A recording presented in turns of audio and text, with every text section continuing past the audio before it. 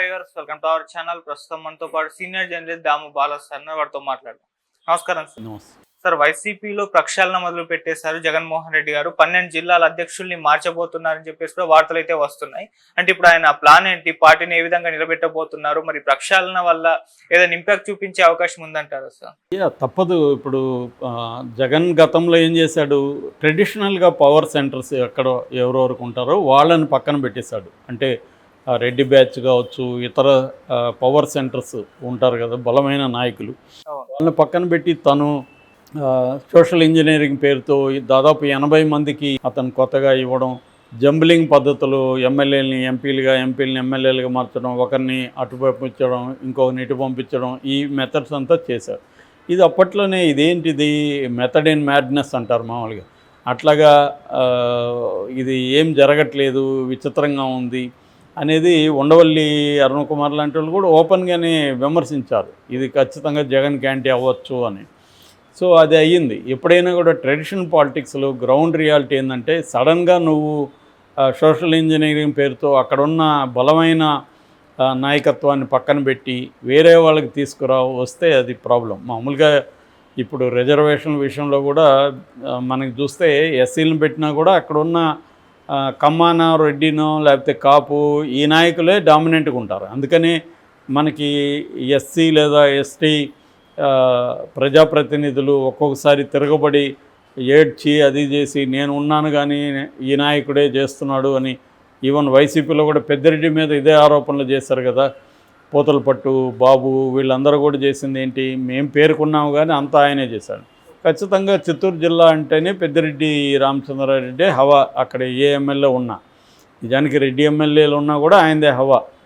అలాగా ఒక డామినెంట్ ఫోర్సులు ఉంటారు, వాళ్ళని పక్కన పెట్టేశాడు జగన్. దాని ఫలితం అతను అనుభవించాడు. ఎందుకంటే ఓట్లు వేసే వాళ్ళు ఉన్నా కూడా వేయించడం శక్తులు కావాలి. ఎప్పుడైనా ఆర్గనైజ్ చేయగలగాలి, వాట్ల ఓట్లను తీసుకొచ్చి వేయించే వాళ్ళు కావాలి. ఆ వేయించే వాళ్ళను జగన్ పక్కన పెట్టి వాలంటరీ వ్యవస్థ మీద నమ్ముకున్నాడు.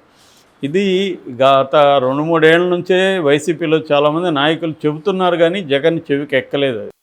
జగన్ చెవికి చేరింది కూడా తక్కువే. చేరినప్పుడు కూడా అతను తన పాలసీలకి, తన ప్లాన్లకి ఎవరైనా నెగటివ్ చెప్తే దాన్ని వినడానికి అతను ఇష్టపడలేదనేది ఇప్పుడు బయటకు వస్తున్నాయి అన్నీ. సో ఈ కాంటెక్స్ట్లో ఇప్పుడు జగన్కి నిజానికి అతని లైఫ్లోనే అతిపెద్ద క్రైసిస్ ఇది. దీన్ని ఎదుర్కోవడం చాలా కష్టం. ఎందుకంటే గతంలో 2014 నుంచి 19 వరకు జగన్కు మోడీ సో బ్యాలెన్స్గా వెళ్తున్నాడు మోడీ. అందుకని మోడీ అండవునింది కాబట్టి చంద్రబాబు కూడా జగన్ని అరెస్ట్ చేయడానికి అప్పుడు సాహసం చేయలేదు. ఇప్పుడు ఏమైంది, రెండోది అప్పుడు చంద్రబాబుకి నేషనల్ లెవెల్లో చంద్రబాబు మీద డిపెండ్ అయిన ఎన్డీఏ గవర్నమెంట్ లేదు, బీజేపీకే మంచి మెజార్టీ ఉంది కాబట్టి ఇబ్బంది లేదు. తర్వాత పరిస్థితి ఏమైంది, తనకే అధికారం వచ్చింది, తను ఒక 30 ఏళ్ళు ఉంటానని నమ్మినట్టున్నాడు జగన్. అందరూ నమ్మిచ్చారు, జగన్ కూడా నమ్మాడు, నేను మళ్ళీ వస్తాను అధికారంలోకి, ఎందుకంటే నేను బ్రహ్మాండంగా పథకాలని అప్పులు తీసు నానా బాధలు పడు పథకాలని ఖచ్చితంగా అమలు చేశాను కాబట్టి నాకు మళ్ళీ స్థిరమైన మొత్తం ఓట్లలో ఒక 4 కోట్ల మంది ఓటర్లు ఉంటే 2 కోట్ల మంది ఓటర్లకి నేను ఏదో ఒక రూపంలో లబ్ధి చేర్చాను కాబట్టి ఆ 2 కోట్ల ఖచ్చితంగా నా అకౌంట్లో పడతాయని నమ్మాడు. ఇది గ్రౌండ్ రియాలిటీకి భిన్నంగా ఉంది. అది చాలామంది చెప్పారు కానీ అది జగన్ వినలేదు. సో ఇప్పుడు నిజానికి అతిపెద్ద క్రైసిస్. ఎందుకంటే Chandrababu more powerful than 2014 and 19. అప్పటికంటే ఇప్పుడు పవర్ఫుల్. ఎందుకు పవర్ఫుల్ అంటే ఆబ్వియస్, మోడీ చంద్రబాబు మీద ఆధారపడి అక్కడ ప్రభుత్వాన్ని నడుపుతున్నాడు కాబట్టి ఖచ్చితంగా చంద్రబాబు పవర్ఫుల్. ఇక్కడ కూడా ఆయనకి అబ్సల్యూట్ మెజార్టీ వచ్చింది. ఆయనకి పవన్ కళ్యాణ్ కానీ బీజేపీ వాళ్ళు కానీ అడ్డు చెప్పే పరిస్థితిలో లేదు. మనం పవన్ కళ్యాణ్ చూస్తే ఆయన మౌన మునిలాగా తన పని తను చేసుకుపోతున్నాడు. అసలు ఆయన నోరుందా లేదా కూడా మర్చిపోయినట్టుగా ఎక్కడ మాట్లాడట్లేదు. ఆయన ఏదో తన తన సమీక్షలు అంతవరకు పర్ఫెక్ట్గా తను చేసుకుంటూ వెళ్తున్నాడు. కాబట్టి చంద్రబాబుకి ఇంకా వేరే రకమైన వ్యతిరేకత లేదు. ఎందుకంటే మోడీ చంద్రబాబు మీద డిపెండ్ అయినాడు కాబట్టి ఇక్కడ రాష్ట్ర బీజేపీ కూడా సైలెంట్గా ఉంది. సో ఈ కాంటెక్స్ట్లో చంద్రబాబుని ఎదుర్కోవాలంటే జగన్కి చాలా చాలా కష్టం. ఇప్పుడు అతను ముందున్న కర్తవ్యం ఒకటేమో మోడీతో మంచిగా ఉండడం, రెండోదేమో ఇక్కడ పార్టీ నాయకుల మీద మల్టీఫోల్డ్ దాడులు జరుగుతున్నాయి. ఒకటి అరెస్టులు చేయడం, పెద్ద నాయకుల్ని జైళ్ళలో పెట్టడం. ఆల్రెడీ అది స్టార్ట్ అయింది. మోహిత్ రెడ్డిని కేసులు పెట్టారు, తర్వాత నాగార్జున యాదవ్ మీద పెట్టారు, ఇప్పుడు వల్లభనేని వంశీని వెతుకుతున్నారు, ఆల్రెడీ లేలా పిరెడ్ లాంటి వాళ్ళ మీద కేసులు పెడుతున్నారు. ఇలాగ రకరకాల కేసులు తీసుకురావడం. అట్లాగే జగన్ మీద కూడా కుంభకోణాలను బయటికి వస్తున్నారు. లిక్కర్ స్కామ్ పెద్ద ఎత్తున రాబోతుంది. మిగతా స్కాములు కూడా జగన్ మీద కూడా వస్తున్నాయి. ఇది ఒకవైపు, అంటే లీగల్ ఫ్రేమ్వర్క్లో వీళ్ళని ఇరికిచ్చి వేధించడం అనేది ఒకవైపు. రెండవది ఫిజికల్గా దాడులు చేయడం, ఎక్కడెక్కడ వైసీపీ స్ట్రాంగ్గా ఉంటే వాళ్ళ మీద దాడులు చేయడం. మూడవది వైసీపీకి ఉన్న గ్రౌండ్ లెవెల్లో ఉన్న బలాన్ని దెబ్బతీయడం, అంటే జడ్పీటీసీలు కావచ్చు, ఎంపీటీసీలు కావచ్చు, ఇదంతా వైసీపీకి స్థానిక ఎన్నికల్లో పెద్ద ఎత్తున బలం వచ్చింది. దాన్ని ఇప్పుడు దెబ్బతీస్తున్నారు. కుప్పంలో మనం చూసాం, పెద్ద ఎత్తున వాళ్ళంతా వచ్చి కౌన్సిలర్లు, ఎంపీటీసీలు తెలుగుదేశంలో చేరారు. ఈ నెట్వర్క్ని బ్రేక్ చేయడం. అట్లాగే వాలంటరీ వ్యవస్థ వైసీపీకి స్ట్రాంగ్గా ఉండేది, దాన్ని కంప్లీట్గా నడుము విరగ్గొట్టేశారు.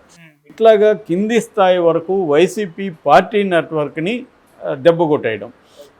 ఇది చంద్రబాబు ప్రభుత్వం ఒక ప్లాన్ ప్రకారం వైసీపీని మల్టీ ఫోల్డ్ అప్రోచ్లో అటాక్ చేసుకుంటూ వెళ్తూ ఉంది.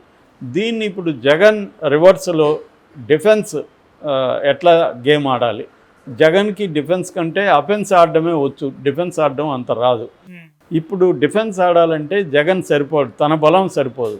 ఎందుకు తను ఏదైతే ఇంతకుముందు విస్మరించి పక్కన పెట్టాడో వాళ్ళందరినీ మళ్ళీ తీసుకురావాలి. సో ప్రతి చోట కూడా గట్టిగా తెలుగుదేశం కేడర్కి ఢీకొని నిలబడే నాయకత్వానికి బాధ్యతలు అప్పగించాలి. అలాగా ఇప్పుడు 26 జిల్లాల్లో కూడా మొత్తం వైసీపీ ప్రక్షాళన జరుగుతుంది. ఎందుకంటే చాలా జిల్లాల్లో కార్యదర్శులు ఎవరు, లేకపోతే జిల్లా ఇన్ఛార్జీలు ఎవరు అనేది ఇప్పుడు లేకుండా పోయింది, సైలెంట్ అయిపోయింది నాయకత్వం. ఫర్ ఎగ్జాంపుల్ రోజా ఉంది నగర్లో, రోజా ఉందా లేదా ఎవరికి తెలియదు. చెన్నైలో ఉందంటున్నారు, ఆమె నియోజకవర్గానికి సరిగా రావట్లేదు, ఆమె గ్రామాల్లో తిరగట్లేదు, ఇవేవి చేయట్లేదు రోజా.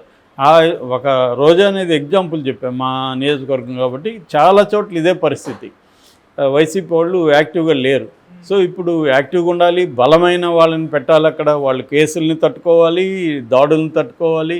ఆర్థిక ప్రయోజనాల మీద కూడా చంద్రబాబు దెబ్బ కొడతాడు, ఆర్థిక వనరుల మీద దెబ్బ కొడతాడు. ఆర్థిక వనరుల్ని వీళ్ళు జగన్ సపోర్ట్ చేయాలి. అట్లాగే వాళ్ళు కూడా దెబ్బ కొట్టినా కూడా తట్టుకునే బలం ఉండాలి వాళ్ళకి. సో బలం ఉండాలంటే కేవలం ఆంధ్రప్రదేశ్లో కాకుండా వేరే చోట్లంతా కూడా వాళ్ళ ఆర్థిక నెట్వర్క్ అనేది ఉంటేనే తట్టుకోగలుగుతారు. సో ఓన్లీ ఆంధ్రప్రదేశ్లో ఉంటే దాన్ని దెబ్బ కొట్టగలుగుతాడు చంద్రబాబు. కర్ణాటక, తమిళనాడు ఈ చోట్లంతా కూడా ఉండగలిగితే దాన్ని దెబ్బ కొట్టడం కష్టం. కాబట్టి ఆ వనరులను ఉపయోగించుకొని ఇక్కడ ఫైట్ చేయగలుగుతారు. పోలీసులు ఫైనల్గా అధికార పార్టీ చెప్పినా విన్నా కూడా డబ్బులు ఇస్తే పనులు అవుతాయి. పోలీసు దగ్గర కానీ, రెవెన్యూ కానీ, వివిధ సెక్షన్లో నీ దగ్గర డబ్బులు ఉండి చేయగలగాలి. సో వాళ్ళ అధికారంతో కొడితే నువ్వు డబ్బుతో కొట్టగలగాలి. సో ఇవన్నీ ఎదుర్కొనే వాళ్ళని ఇప్పుడు జగన్ చూస్తున్నాడని చెప్తున్నారు. 12 చోట్ల నియోజకవర్గ అంటే జిల్లా అధ్యక్షుల్ని, 12 జిల్లాల్లో జిల్లా అధ్యక్షుల్ని ఇమీడియట్గా మార్చబోతున్నట్టుగా జగన్ చెప్తున్నాడు. అది కూడా అక్కడ లోకల్ నాయకత్వం అభిప్రాయాలు తీసుకొని, ఇంతకుముందులాగా పైనుంచి ఎవరినో పంపించి సర్వేలు చేయించి, ఐపాక్ సర్వేలు చేయించి కాకుండా నాయకత్వానికి ఇంపార్టెన్స్ ఇచ్చి, లోకల్ క్యాడర్కి ఇంపార్టెన్స్ ఇచ్చి, వాళ్ళ అభిప్రాయాలు తీసుకొని అక్కడ ఎవరైతే ఈ చంద్రబాబుని ధీటుగా ఎదుర్కొనగలుగుతారో చూసి అక్కడ ప్రక్షాళన చేయాలనేది ప్లాను. అట్లాగే స్టేట్ వైడ్గా కూడా ఇంతకుముందు సజ్జల, ధనంజయ రెడ్డి ఇలాంటి వాళ్ళని నమ్మి నడిపారు. ఇప్పుడు అదంతా పక్కన పెట్టి రాజకీయ నాయకత్వాన్ని తీసుకురావాలి. సజ్జల రాజకీయ నాయకుడు కాదు, ధనంజయ రెడ్డి రాజకీయ నాయకుడు కాదు. రాజకీయ నాయకత్వాన్ని తీసుకొస్తే వాళ్ళ శక్తి అనేది పార్టీకి యాడ్ అవుతుంది. ఇప్పుడు ఏంటంటే ఇప్పటి వరకు జగన్ వర్సెస్ జనం అనుకున్నాడు. నా శక్తి, నా పవరు, నా గ్లామరు మీకు ఉపయోగపడుతుంది, నా పేరు చెప్తే ఎవడన్నా గెలుస్తాడని జగన్ నమ్మాడు. అది రాంగ్ అని ప్రూవ్ అయింది. కాబట్టి ఇప్పుడు అక్కడ ఉన్న లోకల్ నాయకత్వం సపోర్టు, వాళ్ళ ఇది శక్తి యాడ్ అవ్వాలి జగన్కి.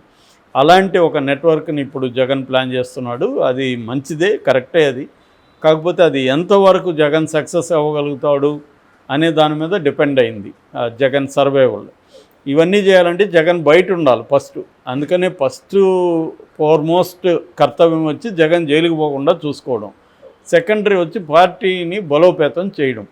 ఈ బలోపేతం చేసే దిశగా జగన్ వెళ్తున్నాడు. మరి ఇది ఎంతవరకు సక్సెస్ అవుతాడనేది చూడాలి. Okay sir, thank you so much.